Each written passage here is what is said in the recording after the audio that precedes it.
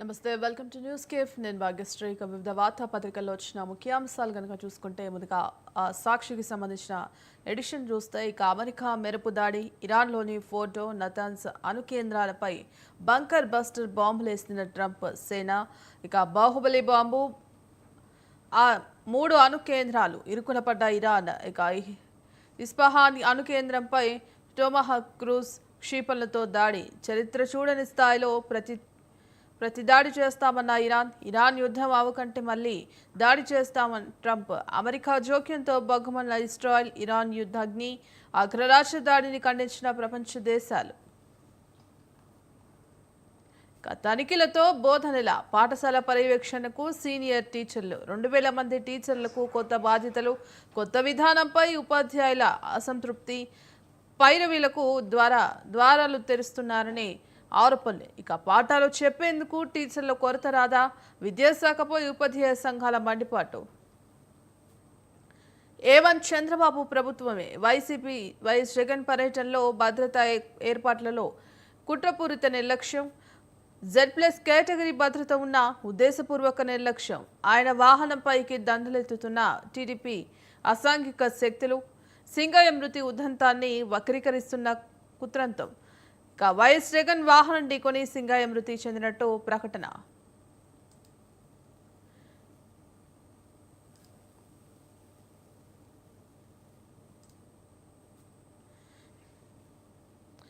ఇరాన్పై America భీకర దాడి 3 అణు కేంద్రాలపై విరుచుకుపడిన అగ్రరాజ్యం భూగర్భ న్యూక్లియర్ ప్లాంట్ లక్ష్యంగా భారీ దాడులు ఇక సుప్రీంకోర్టు వెళ్లరిందుకు బనకచర్లపై సాచివేత ధోరణిలో కాంగ్రెస్ సర్కార్ ఇక తమిళనాట బీజేపీ రాజకీయ క్రీడకు కాంగ్రెస్ సహకారం ఇప్పటిదాకా కావేరీ లింక్పై నోరు విప్పని ముఖ్యమంత్రి అన్యాయంపై న్యాయస్థానానికి వెళ్లకుండా తత్సారం గోదావరి బేసిస్లో కేంద్రం విభజన విధానం అమలు ఒక్కో రాష్ట్రానికి ఒక్కో తీరుగా నోరు మోయిస్తున్న మోదీ 8 మంది ఎంపీలను తెచ్చిన తెలంగాణ గొంతు కోస్తున్న బీజేపీ అడవి బిడ్డలపైకి బుల్డోజర్ కాంగ్రెస్ సర్కార్ దౌర్జన్యం ఆడబిడ్డల బట్టలు చింపి బూటు కాళ్లతో తన్ని దాష్టికం ఆదివాసీల సాగు భూమి ఆక్రమించి కందకాల తవ్వకం అడ్డొచ్చిన మహిళలపై అటవీ శాఖ సిబ్బంది దాడులు అమానుషంగా అసభ్యంగా ప్రవర్తించిన అధికారులు బూర్గం పహాడ్ ఘటనలో దవాఖాన పాలైన మహిళలు ప్రభుత్వం అండతోనే పోడుపై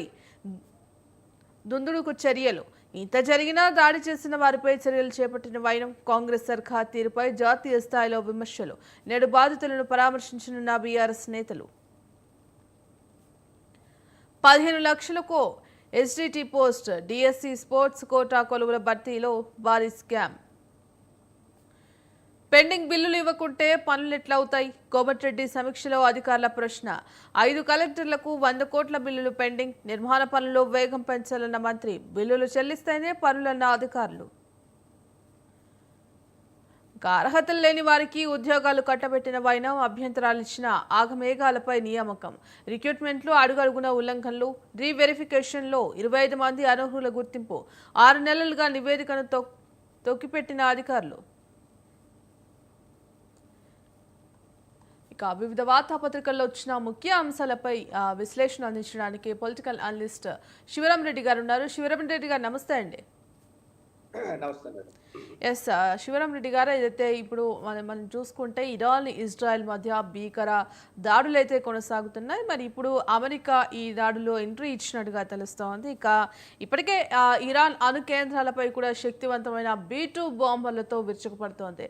మరి ఈ నేపథ్యంలో కూడా ట్రంప్ అదే స్థాయిలో తీవ్ర స్థాయిలో స్పందిస్తున్నారు. మరి ముందైతే భారత్ పాకిస్తాన్ మధ్య మధ్యవర్తిత్వం వహించి దాడిని ఆపాము, శాంతిని నెలకొల్పామంటూ మరోసారి ఇదే అంశం తెరపైకి తీసుకొస్తూ ఇందులో మళ్ళీ ఇరాన్ ఇజ్రాయెల్ మధ్య జోక్యం చేసుకొని శాంతి కావాలా విషాదం కావాలా అంటూ కూడా ట్వీట్లో పోస్ట్ చేసిన పరిస్థితి కనిపిస్తోంది. అంటే దీన్ని ఏ విధంగా చూడొచ్చుంటారు?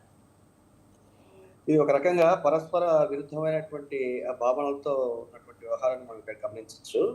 ముఖ్యంగా ఏంటంటే ఒకవైపు ఏమో భారత్ పాకిస్తాన్ మధ్య యుద్ధాన్ని నివారించేందుకు తనకు నోబెల్ శాంతి పురస్కారం కావాలని నామినేషన్ కోసం చేస్తున్న ప్రయత్నాలు ఒకవైపు ఉండగా, అదే తరుణంలో ఈ ఇరాన్ అణు స్థావరాలపై అమెరికా 3 ప్రాంతాల్లో విరుచుకుపడటము ఇది ఎలాంటి సంకేతాలను ప్రపంచ దేశాలకు పంపిస్తున్నది సుస్పష్టమండి. అంటే బేసిక్‌గా మనం ఇక్కడ చూసుకుంటే మనకిక్కడ ఆహ్, ప్రస్ఫుటంగా తెలుస్తున్న విషయం ఏమిటంటే, ఒకవైపు ఇజ్రాయెల్ గత 9 రోజులుగా జరుపుతున్నటువంటి ఈ ఇరాన్ మీద జరుపుతున్నటువంటి దాడులు ఏవైతే ఉన్నాయో, ఆ దాడులకు ఉన్న పలంగా ఒక ఊతాన్ని ఇచ్చే విధంగా అమెరికా ఈ ఈ వార్‌లో అంటే ఈ యొక్క యుద్ధంలో ప్రమేయాన్ని కల్పించుకొని, ఈ అణుస్థావరాల మీద దాడి నెపంతో 3 ప్రాంతాల మీద ఆహ్, ఒక విరుచుకుపడడం అన్నది ఇది ముఖ్యంగా ఈ ప్రపంచ దేశాలు నివర్పరచిన అంశం. అంటే ఒకవైపు అమెరికా అధ్యక్షుడిగా గత 5, 6 మాసాల కిందట వచ్చినటువంటి డొనాల్డ్ ట్రంప్ ఎవరైతే తన యొక్క క్యాంపెయిన్‌లో ముఖ్యంగా ఆ ప్రెసిడెన్సీ క్యాంపెయిన్‌లో ఆయన చెప్తున్నటువంటి విషయం ఏమిటంటే, తాను శాంతి కాముకున్నని, తన హయాంలో గతంలో ఎప్పుడు కూడాను యుద్ధాలు జరగలేదని, తాను వస్తే యుద్ధాలు జరగకుండా కేవలం చర్చల ద్వారానే ఆహ్, ఈ ఆహ్, ఈ ఆహ్, ఆహ్, సంఘర్షించుకున్నటువంటి ఈ యొక్క దేశాలను ఒప్పించేసి వాటి మధ్య శాంతిని ఏర్పాటు చేస్తున్నటువంటి ఆ విషయాన్ని ఆయన ప్రజలకు చెప్పుకుంటూ ఆ మ్యాండేట్ మీద వచ్చినటువంటి డొనాల్డ్ ట్రంప్ ఇప్పుడు ఏకంగా ఇరాన్ మీద ఈ యుద్ధాన్ని ప్రకటించడం దట్టు కాంగ్రెస్ అంటే అక్కడ ఉన్న పార్లమెంటు అనుమతి లేకుండానే ఇక్కడ ఇరాన్ మీద విరుచుకుపడడం అన్నది ఒక రకంగా మనం చూసుకుంటే దీనికి ట్రంప్ చెప్పే మా విషయానికి కానీ లేకపోతే ఆయన చేసే దీనికి పొంతన ఏమాత్రం లేదని చెప్పేసి స్పష్టంగా చెప్పొచ్చు. అయితే ఒకటి మనము ఇక్కడ పూర్తిగా గమనించాల్సిన అవసరం ఏమిటంటే అండి, ఇప్పుడు ఇజ్రాయెల్ దేశానికి అమెరికా దన్ను ఎప్పటికీ ఉంటుందన్నదే అది సుస్పష్టం.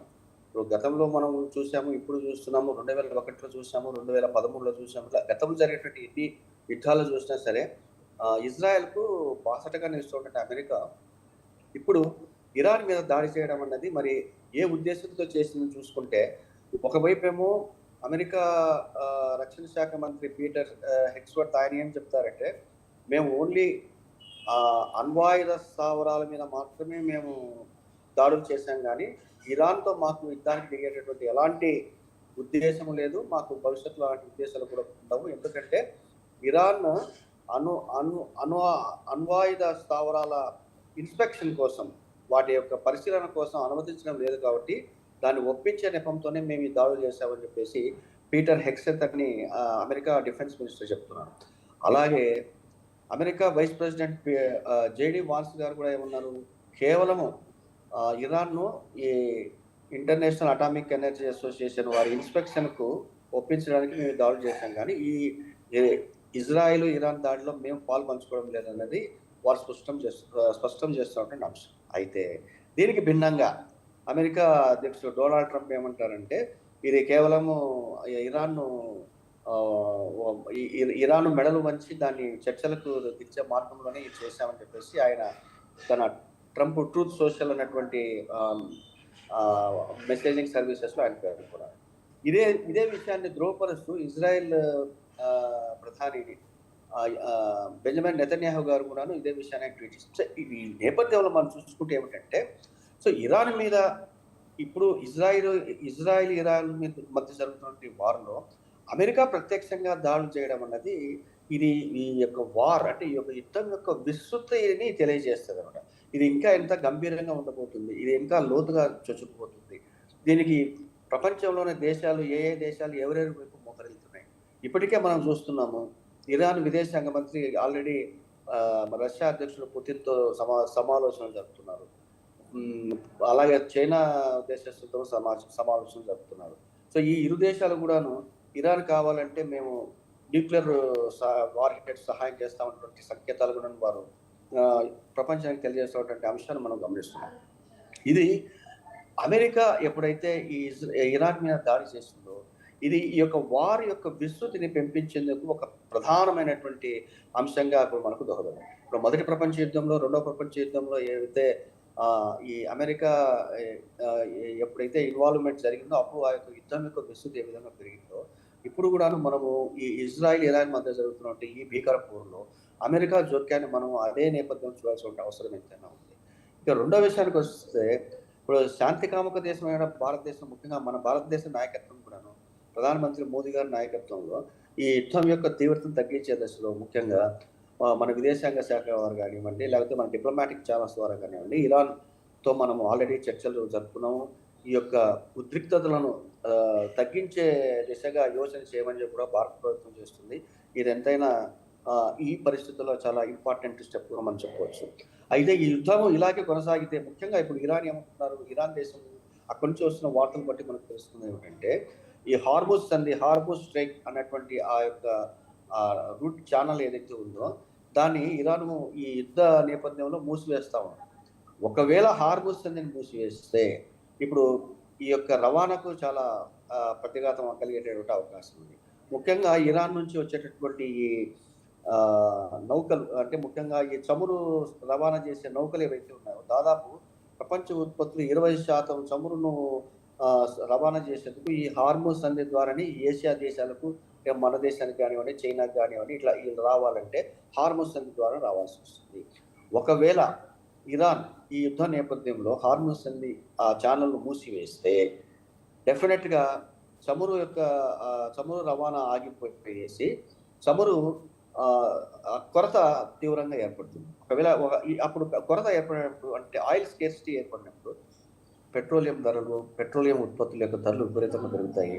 ఇది మళ్ళీ ఈ యొక్క సామాన్య వినియోగదారుడి మీదనే పడేటువంటి అవకాశం ఉంది. దీనివలన బతుకులని కూడా చిందరవందరయ్యే అవకాశం ఉన్నది. సో కాబట్టి ఇప్పుడు ఈ అమెరికా జోక్యంతో మరి ఈ ఇరాన్ ఎలాంటి చర్యలు తీసుకోబోతుంది? ఒకవేళ ఇరాన్ అమెరికా తన 3 అణు కేంద్రాలపై దాడి జరిపిన నేపథ్యంలో మరి ఎలాంటి ప్రతీకార చర్యలకు ఆల్రెడీ మనం చూస్తున్నాము. ఒకవైపు అమెరికా B2 బాంబర్స్ అంటే శక్తివంతమైనటువంటి B2 బాంబర్స్, అవి బంకర్ క్లస్టర్ బాంబ్స్ ఉంటారండి. ముఖ్యంగా ఇరాన్లో అణు కేంద్రాల్లో ఈ యొక్క యురేనియం నిక్షిప్తాలను భూమికి లోపల దాదాపు 120 అడుగులు 150 ఇంకా అంతకంటే లోతుగా ఉన్నటువంటి ప్రాంతాల్లో బంకర్ లాగా ఏర్పాటు చేసి అక్కడ భద్రపరిచారు. అయితే ఇప్పుడు అమెరికా ప్రయోగించినటువంటి B2 బంకర్ క్లస్టర్స్ ఇవి దాదాపు 125 అడుగుల నుంచి 150 అడుగులు ఇంకా ఎత్తుకు కూడా పోయినటువంటి శక్తివంతమైన బాంబర్లు ఉన్నాయి. అంటే ఇవి ఏ విధంగా ఆ యొక్క యురేనియం డిపాజిట్లను ఏ విధంగా, యురేనియం యొక్క నిక్షిప్తాలను ఏ విధంగా అది దెబ్బకొట్టిందని మరి పరిశీలన తర్వాత తెలుస్తుంది. అయితే మనకు ఇరాన్ నుంచి వస్తున్నటువంటి వార్తల నేపథ్యంలో మనకు తెలుస్తున్నటువంటి విషయం ఏమిటంటే ఈ యొక్క అమెరికా దాడికి ముందుగానే దాదాపు 48 గంటల ముందుగానే ఈ యొక్క దాడిని పసిగట్టినటువంటి ఈ ఇరాన్ ఫోర్సెస్ ఆ యొక్క యురేనియం సామాగ్రిని అంతా కూడాను వేరే ప్రాంతాలకు మార్చారనేటువంటి వార్తలు వస్తుంది. అందులో వాస్తవం ఎంతో అది పరిశీలన చేసిన తర్వాత తెలుస్తుంది.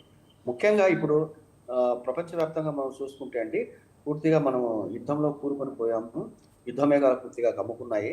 ఇది ఒకవైపు ఏమో రష్యా యుక్రెయిన్ ఆ యుద్ధం అలాగే కొనసాగుతుంది. గత 4 సంవత్సరాల నుంచి కొనసాగుతున్న అంశం చూస్తున్నాం. ఇరాన్ ఇజ్రాయెల్ అది ఇప్పుడు అమెరికా దళాలు వచ్చేసేసి ఇరాన్ మీద అణ్వస్త్ర కేంద్రాల మీద దాడులు చేశారు. ఇది రోజు రోజుకు విస్తృతి చెందుతుంది. ఇంకా ఇప్పుడు ఇది కొంచెం ముదిరితే ఇప్పుడు నేటో దేశాలు ఒకవైపు, మిగతా దేశాలు ఒకవైపు ఈ ఫుల్ ఫ్లెడ్జ్ థర్డ్ వరల్డ్ వార్కు దారితీసేటువంటి పరిస్థితులు ప్రస్తుత నేపథ్యంలో మనకు కనిపిస్తున్నాయి. ఇక మనకు ఈ యునైటెడ్ నేషన్స్ సెక్యూరిటీ కౌన్సిల్ వారు కానివ్వండి, లేకపోతే ఈ అంతర్జాతీయ ఈ శాంతికాముక కూటములు ఏవైతే ఉన్నాయో వారు చేస్తున్నటువంటి యునైటెడ్ నేషన్స్ కానీ ఇవన్నీ కూడాను బహుశా సరైనటువంటి ఫలితాలను ఇచ్చేటువంటి అంశంని మనం ఉండేటట్టుగా మనం చూడలేము. ఎందుకంటే అమెరికా అధ్యక్షుడు డొనాల్డ్ ట్రంప్ ఆయన ప్రస్తుతం ఏకపక్షంగా వెళ్తున్నటువంటి అంశాలు మనం చూస్తున్నాం. మొన్న G7 దేశాల కెనడాలో జరిగినటువంటి G7 దేశాల కూటమిలో కూడాను అమెరికా అధ్యక్షుడు కేవలం కొన్ని గంటల పాటు మాత్రమే G7 కూటమిలో ఆయన తన ప్రసంగాన్ని వినిపించి ఆయన తక్షణమే అక్కడి నుంచి వెళ్ళిపోయి నాకు అక్కడ ఇజ్రాయెల్ ఇరాన్ యుద్ధం సంబంధించి ఇంపార్టెంట్ విషయం ఉంది కాబట్టి నేను ఇక్కడ నుంచి వెళ్ళిపోతానని చెప్పేసి అక్కడ వెళ్ళారు. సో ఆ చర్చల నేపథ్యంలో ఇప్పుడు G7 కూటమి కాస్త G6 కూటమి అంటే గ్రూప్ ఆఫ్ 7 కంట్రీస్. అమెరికా ఎలాగో ఒంటరిగా పోతుంది కాబట్టి గ్రూప్ 6 అవతరించింది. ఈ G6 ఈ యొక్క యుద్ధాన్ని లేదంటే అమెరికా అధ్యక్షుడి మీద ఒత్తిడి తేవడంలో ఏ విధంగా సఫలమవుతుంది అన్నది కూడాను ప్రశ్నార్థకమే. సో ఇన్ని ప్రశ్నార్థకాల నేపథ్యంలో మరి ఈ యుద్ధము ఎలాంటి షిఫ్ట్ తీసుకుంటుందో మనం ఒక తులనాత్మక విశ్లేషణ చేస్తే ఇది కొంచెము ప్రపంచ దేశాలకు కొంచెము భయాన్ని కల్పించేటువంటి అంశంగానే మనం గమనించాల్సి ఉంటుంది. ఎస్. శివరామరెడ్డి గారు, ఇక మరో అంశం చూసుకుంటే బనకచర్లపై 10 రోజులుగా చర్చ జరుగుతోంది. దీనికి సంబంధించి సబ్ కమిటీ కూడా వేయడం జరిగింది. మరి ఈ నేపథ్యంలో బనకచర్లపై సాచివేత ధోరణితో కాంగ్రెస్ సర్కార్ వ్యవహరిస్తోంది. మరి న్యాయం కోసం న్యాయస్థానానికి సుప్రీంకోర్టుకు వెళ్ళట్లేరు ఎందుకు అంటూ కూడా అనేక విమర్శలు అయితే వ్యక్తమవుతున్న పరిస్థితి కనిపిస్తోంది. అంటే దీన్ని ఏ విధంగా చూడొచ్చు అంటారు? సో, ఈ బనకచర్ల ఈ రెగ్యులేటర్ ఆ ప్రాజెక్ట్ ఏదైతే ఉందండి అది ఆహ్, ప్రస్తుతం ఏంటి మన కృష్ణా జలాలని చెన్నై వరకు తీసుకెళ్లేందుకు పూర్తిగా దోహదపడినటువంటి అంశం. అయితే ఇప్పుడు బనకచర్ల దగ్గర ఆహ్, గోదావరి జలాల్ని గోదావరి జలాల్ని దాదాపు 210 టీఎంసీల గోదావరి ఫ్లడ్ వాటర్ అంటే ఏంటి వరద నీటిని పోలవరం ద్వారా బనకచెర్లకు తీసుకెళ్లాలనే ఒక ప్రాజెక్టును ఆంధ్రప్రదేశ్ ప్రభుత్వము సెంట్రల్ వాటర్ కమిషన్ ముందు సిడబ్ల్యూసి ముందు ఉంచడం జరిగింది. అక్కడ నుంచి సిడబ్ల్యూసి వాళ్ళు దాని మీద ఒక ఫీజిబిలిటీ రిపోర్టు ఇలాంటివి తయారు చేయమని కేంద్రం కూడా, ఎందుకంటే ఆంధ్రప్రదేశ్లో కూటమి ప్రభుత్వం ఉంది కాబట్టి కేంద్రం కూడా సానుకూలంగా ఈ విషయంపై ఉన్నట్లు మనకు తెలుస్తుంది. అయితే ఇప్పుడు ఈ గోదావరి జలాలు ఈ వరద నీరు సర్ప్లస్ వాటర్ ఏదైతే ఉందో దాదాపు 210 టీఎంసీల సర్ప్లస్ వాటర్‌ని బనకచెర్ల ద్వారా కేవలం రాయలసీమ జిల్లాలకే కాకుండా అక్కడ నుంచి ఆహ్, ఆహ్, కావేరికి కూడా లింక్ చేయాలన్నటువంటి ప్రతిపాదన కూడా ఉన్నట్టు తెలుస్తుంది. అయితే బేసిక్‌గా మనము ఈ గోదావరి ఈ జలాల వినియోగానికి వస్తే ఇప్పుడు గోదావరి పరివాహక ప్రాంతంలో మనకు ముఖ్యంగా ఉన్నటువంటి రాష్ట్రాలు ఏమిటంటే ఒకవైపు మహారాష్ట్ర, ఛత్తీస్‌గఢ్, అలాగే కర్ణాటక, తర్వాతేమో మనకి ఆంధ్రప్రదేశ్, తెలంగాణ, అటువైపు ఏమో ఒరిస్సా మరియు ఈవెన్ పుదుచ్చేరి కూడా కొన్ని ప్రాంతాలు ఈ గోదావరి పరివాహక ప్రాంతం గోదావరి బేసిన్‌లోకి వచ్చేటటువంటి ఈ రాష్ట్రాలు. ఇప్పుడు గోదావరి జలాలు అంటే ముఖ్యంగా మనకు గోదావరి వెస్టర్న్ ఘాట్స్ అంటే పశ్చిమ కనుమల నుంచి పారేటటువంటి నది కాబట్టి ముఖ్యంగా మహారాష్ట్రలో ఎక్కువ ప్రాంతం పారుతుంది కాబట్టి మహారాష్ట్రకి గోదావరి మీద ఎక్కువ ఇంట్రెస్ట్ ఉంటది. మరి గోదావరి నుంచి వచ్చేటటువంటి జలాల వినియోగంలో మహారాష్ట్ర ఎక్కడికక్కడ గోదావరి జలాలే కాకుండా ఈవెన్ కృష్ణా నది జలాల మీద కూడాను మహారాష్ట్ర ఎక్కడికక్కడ చెక్ డ్యాములు లాంటివి నిర్మించేసి ఆ నీళ్ళని ఎక్కడికక్కడ వాళ్ళు వరిసి పట్టుకొని వాళ్ళ యొక్క ఇరిగేషన్ అవసరాలకు కానివ్వండి, లేకపోతే విద్యుత్ అవసరాలకు కానీ వాళ్ళు దాన్ని ఉపయోగించుకునే విషయం మనం చూసాం. ఎటొచ్చి అవి కర్ణాటక, ఆంధ్రప్రదేశ్, తెలంగాణ ఇక్కడికి వచ్చేసరికి అది వివాదాస్పదం అవుతున్నాయి. ఇప్పుడు ముఖ్యంగా ఈ 210 టీఎంసీలు ఏదైతే గోదావరి వరద జలాల నుంచి బనకచెర్లకు తరలించాలన్నటువంటి ప్రతిపాదన అయితే ఉందో అది వరద జలాల మీద ఆధారపడి ఉంటుందా? లేకపోతే నిగర జలాల మీద అంటే అష్యూర్డ్ వాటర్ అంటే నిగర జలాల మీద ఆధారపడి ఉంటుంది అన్నటువంటి అంశం ఎప్పుడైతే వస్తుందో అప్పుడు డెఫినెట్‌గా తెలంగాణ రాష్ట్ర ప్రయోజనాలు కానివ్వండి, మిగతా రాష్ట్రాల ప్రయోజనాలు కానివ్వండి అందులో ముడిపడేటువంటి అంశాలు ఉంటాయి. సో ఇదే విషయంపై ముఖ్యంగా మన తెలంగాణ రాష్ట్రం ఏర్పడిందే నీళ్లు, నిధులు, నియామకాలు ఈ 3 అంశాల మీదనే మనకు తెలంగాణ రాష్ట్రం ఏర్పడింది. సో దానిలో భాగంగానే గోదావరి నది జలాల కోసం మనము కాళేశ్వరం ప్రాజెక్టు కూడా నిర్మించుకోవడం జరిగింది. సరే కాళేశ్వరం వివాదాస్పదం అయిపోతుంది. దాని మీద రకరకాలైనటువంటి కమిషన్లు ఏర్పాటు చేశారు. దాని నిర్మాణ లోపాలను ఎత్తి చూపిస్తూ అప్పటి ప్రభుత్వం చేసినటువంటి కొన్ని కార్యకలాపాల మీద ఈ కమిషన్లు ఏర్పాటు చేసి దాని మీద ఒక ఇన్వెస్టిగేషన్ జరుగుతున్న అంశం మనం గమనిస్తున్నాం. ఇప్పుడు ప్రస్తుతం మనకు తెలంగాణ రాష్ట్రాన్ని పరిపాలిస్తున్నటువంటి కాంగ్రెస్ ప్రభుత్వం ఏదైతే ఉందో కాంగ్రెస్ ప్రభుత్వానికి చెందినటువంటి ముఖ్యమంత్రి రేవంత్ రెడ్డి గారు, లేకపోతే కన్నా ఆయన మంత్రివర్గ టీము ఎప్పుడైతే ఆంధ్రప్రదేశ్ రాష్ట్రం ఈ బనకచెర్ల కోసం ఈ గోదావరి వరద నీటిని తీసుకెళ్తున్న ప్రతిపాదన ఏదైతే కొంచెం స్పీడప్ చేస్తుందో, కొంచెం వడివడిగా అందుకు అడుగులు వేస్తుందో దాన్ని నిలువరించే ప్రభుత్వము ప్రస్తుతం తెలంగాణ రాష్ట్ర ప్రభుత్వం చేయడం లేదన్నది ప్రధానంగా తెలంగాణలోని ప్రతిపక్షాలు లేవనెత్తుతున్నటువంటి అంశం. డెఫినెట్‌గా ప్రతిపక్షాలు ఆ విషయాలు లేవనెత్తాల్సినటువంటి అంశం ఎంతైనా సహేతుకం, సబబే. ఎందుకంటే తెలంగాణ ప్రయోజనాలు అందులో ఇవి ఉన్నాయి కాబట్టి. ఒకటి. రెండోది ఈ గోదావరి జలాలకు సంబంధించినటువంటి ఏవైనా వివాదాలు ఉంటే గోదావరి జలాల వివాదాల ట్రైబ్యునల్ ఒకటి మనకి ఏర్పాటైంది. దీన్ని ట్రైబ్యునల్‌కు నివేదించవచ్చు. మరి ఆ దిశగా కూడా ఎలాంటి చర్యలు చేపట్టినట్టు మనకు కనపరచడం లేదు. సో ఇన్ని క్వెషన్ మార్క్స్ మధ్య బహుశా ఈరోజు తెలంగాణ మంత్రివర్గం ఈరోజు భేటీ అవుతుంది. వాళ్ళు క్యాబినెట్ మీటింగ్ జరుగుతుంది కాబట్టి, మరి బేసిక్‌గా ఈ యొక్క బనకచర్ల అంశం పైనే అది కొంచెం ప్రధానంగా చర్చకు వచ్చే అంశం కూడా ఉంటుందని చెప్పేసి మనము విశ్లేషకులు మనకు చెప్తున్నటువంటి అంశం. సో, కాబట్టి మనం ఈరోజు తెలంగాణ క్యాబినెట్‌లో ముఖ్యమంత్రి, మంత్రివర్గము ఈ బనకచర్ల అంశంపై ఎలాంటి వాదనతో ముందుకొస్తారో చూడాలి. ఒకటి, సుప్రీం కోర్టుకి ఎందుకు వెళ్ళలేదు అన్నది సరే, అదొక ప్రశ్న వేయొచ్చు. ఎందుకంటే సుప్రీం కోర్టు ముందు ఆర్టికల్ 131 అంటే మనకు రాజ్యాంగంలో ఆర్టికల్ 131 ఇచ్చినటువంటి మనకొక హక్కు ఏమిటంటే, ఇరు రాష్ట్రాల మధ్య నెలకొన్నటువంటి ఏవైనా వివాదాలు ఉంటే ఇరు రాష్ట్రాలు సుప్రీంకోర్టు యొక్క పరిధిలోకి తమ రాష్ట్రాలను తీసుకెళ్ళేసి ఆ వివాద ఆ వివాదాన్ని తీర్మానించే విధంగా కావాల్సినటువంటి డైరెక్షన్స్ కోసము సుప్రీంకోర్టును అభ్యర్థించే ఒక హక్కు రాష్ట్రాలకైతే ఉంటుంది.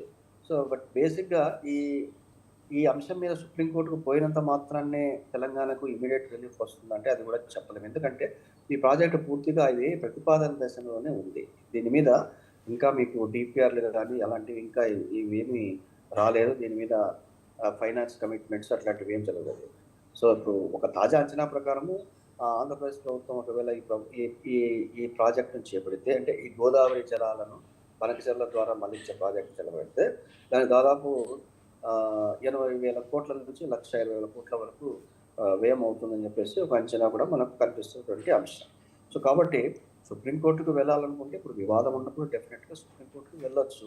సో, సుప్రీంకోర్టుకు వెళ్లే ముందు బహుశా కేవలం ప్రతిపాదన దశలోనో, చర్చల దశలోనే దీన్ని సుప్రీంకోర్టు ముందు ఉంచలేదు. ఎందుకంటే అది అత్యున్నత న్యాయస్థానం. కాబట్టి ఫస్ట్ చర్చల ద్వారానే ఇరు రాష్ట్రాలు లేదా కేంద్రం యొక్క మధ్యవర్తిత్వాన్ని తీసుకొని, లేదా కేంద్రం యొక్క ఆధ్వర్యంలో ఇరు రాష్ట్రాలు కూడాను తమ యొక్క ప్రయోజనాలకు ఎలాంటి భంగం కలగకుండా దీని మీద ఒక అందరికీ ఆమోదమైనటువంటి ఒక సొల్యూషన్ చేసుకుంటే మరి వివాదం పరిష్కారం అవుతుంది. మరి జల వివాదాలు మన రాష్ట్రంలో ఎప్పటికి కూడాను చర్చల ద్వారా పరిష్కారం ఉండే అంశం మనకు కనపడదు. మనం ఆల్రెడీ చూస్తున్నాము, కృష్ణా జలాల మీద ఒకవైపు ఆంధ్రప్రదేశ్కు కర్ణాటకకు వివాదం నడుస్తుంది. అలాగే ఆంధ్రప్రదేశ్కు తెలంగాణ రాష్ట్రానికి నడుస్తుంది. అలాగే మహారాష్ట్రకు మిగతా రాష్ట్రాలకు కూడా నడుస్తుంది. ఇక కావేరీ జలాల వివాదం చూసుకుంటే అది కూడా సుప్రీంకోర్టు పరిధిలోనే ఉన్నటువంటి అంశం మనం చూడొచ్చు. దాని మీద కూడాను కర్ణాటక రాష్ట్రానికి, తమిళనాడు రాష్ట్రానికి ఎన్నో ఏళ్ల నుంచి దాని మీద జరుగుతున్నటువంటి వివాదం. సో, ఈ జల వివాదాలు ఇప్పటికీ కొనసాగుతూనే ఉంటాయి. వీటికి పరిష్కారము, తక్షణ పరిష్కారము లేదా ఆమోదయోగ్య పరిష్కారం అన్నది కోర్టుల ద్వారా నెరవేరేటువంటి అంశము చాలా అరుదుగా కనిపిస్తుంది. బట్ డెఫినెట్‌గా కోర్టులు ఇందులో జోక్యం చేసుకుంటాయి. ఇరు రాష్ట్రాలకు డైరెక్షన్స్ అయితే ఇస్తాయి. తమ పరిధుల్లో తమకు కేటాయించేటువంటి వాటాల పరిమితులకు లోబడే ఇలాంటి ప్రాజెక్టులు చేపట్టాలి. ఇంతకు మించి చేపడితే మిగతా రాష్ట్రాల హక్కులకు భంగం కాబట్టి అది పూర్తిగా అగ్రిమెంట్స్‌ను వైలేట్ చేసినట్టు అవుతుంది కాబట్టి అది కోర్టు ధిక్కారణి కింద కూడా పరిగణించాల్సినటువంటి అంశం మనం చూస్తాం.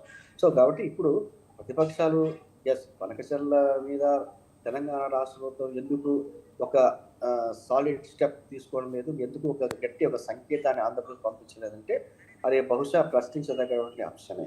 తప్పకుండా ప్రశ్నించాలి.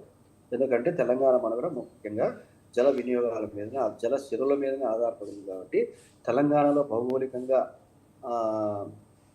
నేచురల్‌గా మనకు ఇవ్వబడేటువంటి ఏవైతే ఈ గిఫ్ట్స్ ఏవైతే ఉన్నాయో ఆ గిఫ్ట్స్‌ను మన రాష్ట్ర అవసరాలకు సంబంధించి మనం పూర్తిగా వినియోగించుకోవాల్సినటువంటి హక్కు, అవసరం ఎంతైనా తెలంగాణ రాష్ట్ర ప్రజలకు ఉంది. సో, దీనిపై ప్రభుత్వాలు కూడాను ప్రజాభిష్టాలకు అనుగుణంగా ప్రతిపక్ష పార్టీలు లేవనెత్తిన అంశాలలో ఉన్నటువంటి హేతుబద్ధతను పూర్తిగా స్వీకరించి తదనుగుణంగా దీని మీద తెలంగాణ రాష్ట్ర జల అవసరాలకు అనుగుణంగా చర్యలు చేపట్టాల్సినటువంటి అంశం ఉంది అని నేను భావిస్తున్నాను.